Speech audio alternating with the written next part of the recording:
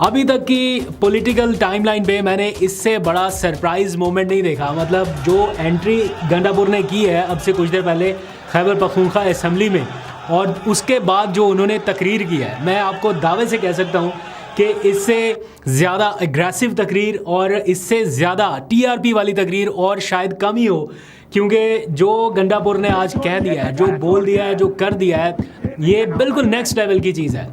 और आज से बल्कि अब रात से पूरी रात सोशल मीडिया जो है ये एक नेक्स्ट लेवल पे जाने वाला है, क्योंकि बहुत सारे तज्जिए तबसरे ऐसे थे कि गंडापुर साहब जब भी सामने आएंगे, मंजर आम पे आएंगे, तो बहुत बुझे बुझे से रहेंगे और शायद खामोश रहेंगे और कंप्रोमाइज़ जैसी सिचुएशन रहेगी। लेकिन अगेंस्ट ऑल ऑड्स और सारी तवक्कुआत के बरक्स या खदशात के बरक्स जिस किस्म की उन्होंने एंट्री दी है, मतलब आप इमेजिन करेंगे कभी इमरान खान ऐसे आपके सामने आ जाए तो आपकी क्या फीलिंग रहेगी, ज़रा बताइएगा, इजहार कीजिएगा। अभी तो गंडापुर जो है वो सामने आए हैं और सोशल मीडिया पूरा भर चुका है। इस टाइम मैं टाइमलाइन देख रहा हूँ, मैंने पूरा एक अलग व्लॉग रिकॉर्ड कर रखा था क्योंकि बैरिस्टर गौहर से कुछ देर पहले रब्ता हुआ, कुछ इन्फॉर्मेशन उनसे ली। कल से उनसे भी रब्ता नहीं हो पा रहा था, तो फाइनली उनसे कुछ इन्फॉर्मेशन मिली, तो मैंने सोचा आपसे शेयर करूँगा। तो पूरा व्लॉग रिकॉर्ड करने के बाद अपलोडिंग से पहले पता चला कि गंडापुर साहब वापस आ गए हैं। कैसे वापस आए हैं इसका पूरा हाल अहवाल उन्होंने बताया कि जनाब खैबर पख्तूनख्वा हाउस में अभी चाय शाय पीने का अहतमाम करने लगे थे, पता चला कि बाहर आईजी पुलिस पहुंच गए और ये सारा कुछ। आपको याद है एक फुटेज मंजर आम पे आ चुकी है कि जिस टाइम ये सारी कार्रवाई हो रही थी तो अंदर से जो मेन गेट है उसके पास से, जब अभी वो खुला नहीं था, अभी लोग अंदर दाखिल नहीं हुए थे, तो वहाँ की जो सिक्योरिटी थी उन्होंने वायलेंस करना शुरू कर दिया था और बताना शुरू कर दिया था कि यहाँ पर ये सिचुएशन है। तो वो मेरा ख्याल एनफ टाइम था अली अमीन गंडापुर के लिए कि वो कोई क्विक डिसीजन ले सकते। और उसके बिल्कुल साथ जीबी हाउस है, खैबर पख्तूनख्वा हाउस के बिल्कुल बराबर में गिलगित बल्तिस्तान हाउस है। तो मेरी कुछ लोगों से बात हुई, ऐसा तासुर मिला है या ऐसा अभी इनिशियल इतला ये मिली कि जीबी हाउस की तरफ वो गए एंड सो ऑन, जैसे कैसे भी। बट अली अमीन गंडापुर की स्टोरी बड़ी इंटरेस्टिंग है। मैं पूरी उनकी तकरीर सुनी और जैसे उन्होंने बताया कि जब वो निकले, बल्कि उन्होंने आईजी इस्लामाबाद को मुखातिब करते हुए कहा कि मैं पूरी रात वहाँ पर था, तो 3 छापे वो कह रहे कि मेरे सामने इन्होंने मारे, लेकिन मैं वहीं पे था।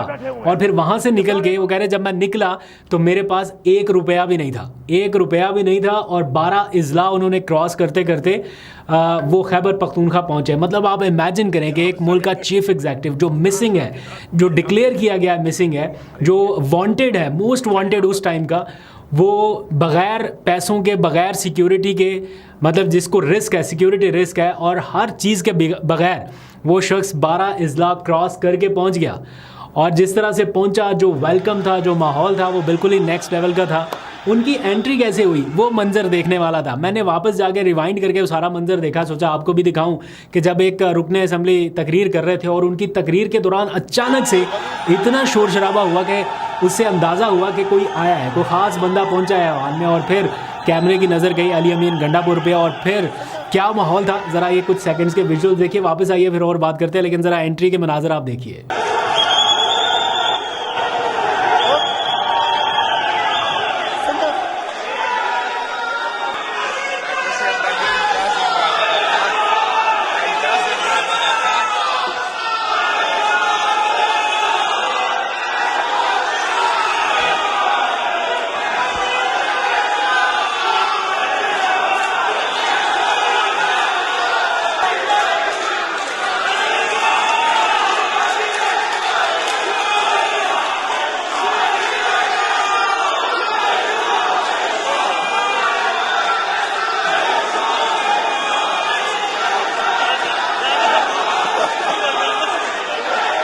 तो मैंने उनकी पूरी गुफ्तगू सुनी है, तो मुझे तो ये कोई बिल्कुल फिल्मी सीन सा लगता है कि मतलब एक शख्स आया और छा गया। एक घन गरज के साथ उन्होंने जो बातें की हैं, जिस तरह से उन्होंने अपनी पूरी स्टोरी बताई है, मैंने रिसेंट टाइम में इतना एडवेंचरस सीन कोई नहीं देखा। तो पाकिस्तान तहरीक इंसाफ के लोगों का जो मोराल डाउन हुआ था कल से, वो शायद अब अपलिफ्ट होना शुरू हो जाएगा। और मेरा ख्याल है फाइनली इस डिप्रेसिव माहौल से लोगों को कुछ ना कुछ अच्छी चीज़ देखने को मिली, कुछ ना कुछ पॉजिटिव चीज़ देखने को मिली। तो मेरा ख्याल है ये बड़ा ज़बरदस्त मौका है, बड़ा अच्छा मौका है। और इसका मैं सोच भी रहा था कि गंडापुर साहब को अपनी तकरीर में ये इजहार करना चाहिए, और उन्होंने किया भी। एक बार फिर से उन्होंने कहा कि पाकिस्तान के लिए, हालात की बेहतरी के लिए, अपने लोगों की बेहतरी के लिए, मुस्तकबिल के लिए ये सब कुछ ख़त्म करें, आगे बढ़ें। क्या बड़ा है इन चीज़ों में? एक कौमी असम्बली की सीट है, वो कहते हैं मुझे मैसेजेस भिजवाते हैं कि आपके खिलाफ केस है, आपको नाअहल कर देंगे। वो कहते हैं कर दो नाअहल, मैं फिर आऊँगा और ज़ोर से आऊँगा।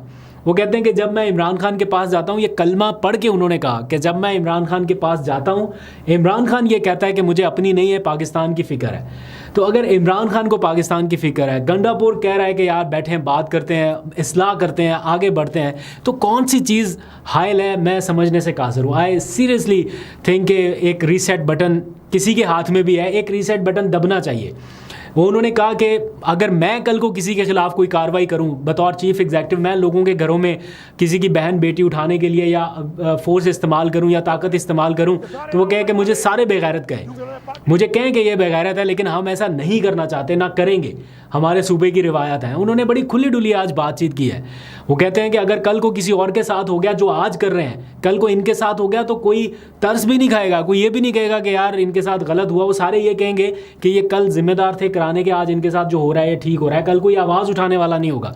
तो उतना करें जितना बर्दाश्त हो सकता है। तो बड़ी ज़बरदस्त और धुआंधार उन्होंने तकरीर की है।